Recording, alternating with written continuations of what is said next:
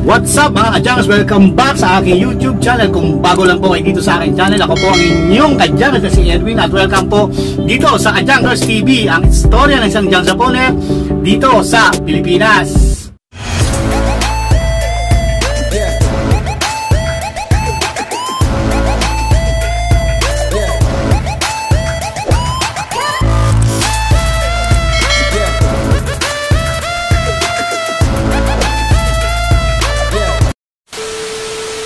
And today's video mga kadyangers, magandang hapon sa inyo sa mga ipaning ng mundo. Ang araw ngayon ay Monday, July 7 na po mga kadyangers, at ang oras na ay 1:22 na ng hapon.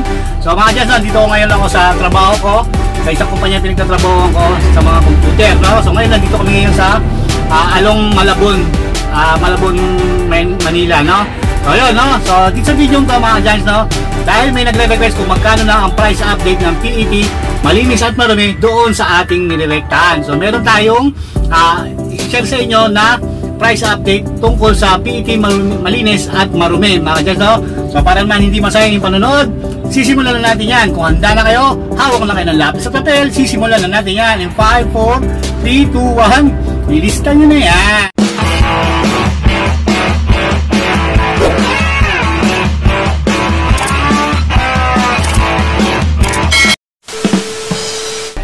No? So ito mga kadyangers, na effective to nung June 26 pa. Ngayon ay July na 7. So hanggang ngayon, ito pa rin yung tumatakbong presyo po nila.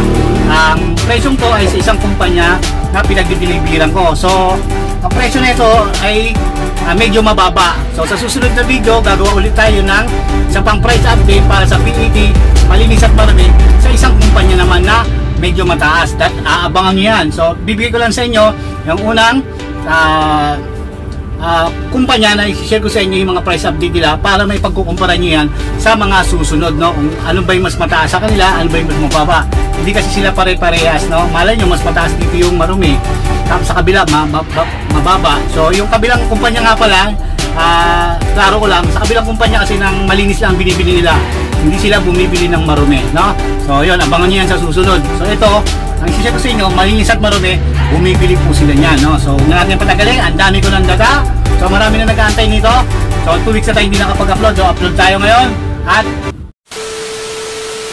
simulan natin sa presyo ng PET Dirty. So yung babanggitin ko mga kadyangers, ang kati ng ilong ko guys, no? So ang ating babanggitin muna ay yung PET Dirty. So handa na kayo, hawak na yung ballpen, at ito na, magsisimula na tayo sa presyo ng PET Dirty. Ang una muna natin ay yung PET White na Dirty. Ang presyo niyan doon sa ating rektahan ay 15 pesos per kilo. So ang sumunod ay PET Green na marumi ay 10 pesos per kilo. At yung PET Bluish na marumi ay 10 pesos per kilo. At yung PET Lumina at Dark Blue ay 5 pesos per kilo. Ang binanggit ko ay presyo ng PET Dirty, no? So punta na tayo sa PET Clean. So lahat ng babanggitin ko dito ay PET na clean, no? Malinis, no? So punta na tayo sa, syempre sa una ay ang PET Lumina at Dark Blue na malinis. Ang presyo niyan doon sa ating rektahan ay 10 pesos lang mga kadyangers per kilo. At yung pangalawa ay yung PET Bluish na malinis ay 13 pesos per kilo. At yung pangatlo ay PET Green na malinis ay 13 pesos per kilo. Parehas lang sila, pero kailangan paghihiwalay niyo yan, no? Hindi nyo pwedeng pagsamahin yan doon. Kailangan mahiwalay pa rin sila kahit na parehas ng presyo nila. So tuloy-tuloy tayo, no? So pang-apat ay ang mga sumusunod na assorted colored. So kasama kung halo-halo, no? Kung halo-halo, kasama na dyan yung green, bluish at yung lumina, no?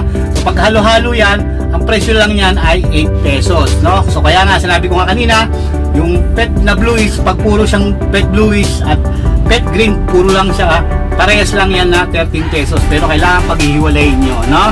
So yun, at punta na tayo syempre sa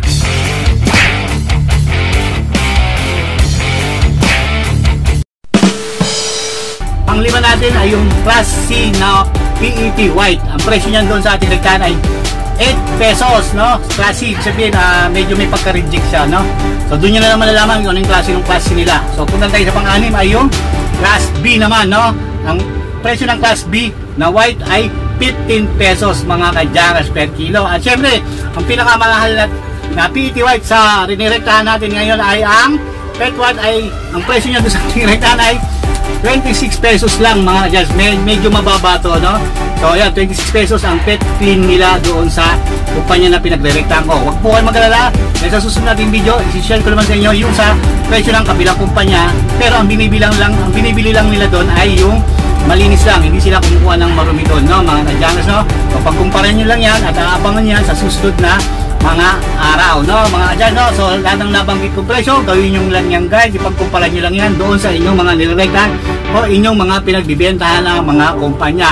So kung nagpapahakot lang kayo sa mga middleman ng mga PET, yan, mapagkukumpara nyo kung magkano ang kinikita rin ng umahakot, mga ka-Jars. So mahala nyo, gusto nyo rumekta, at kung gusto nyo rumekta sa mga nababanggit kong mga kumpanya o mga nababanggit kong price, pwede nyo akong kontakin at usap tayo.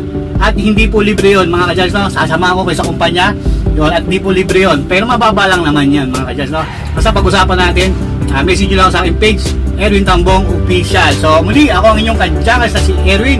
Sana nagustuhan nyo ating video po today. Kung nagustuhan nyo naman, paki-like naman. At kung di pa kayo nakapag-subscribe dito sa ating channel, click yung subscribe button, hit nyo po kayo sa bell para update po kayo sa mga bagong i-upload ko pang mga video. So muli, ako ang inyong ka-Jars na si Erwin. Kita ka po tayo sa susunod. See you on my next vlog. Bye bye mga ka-Jars. Peace out. Yo.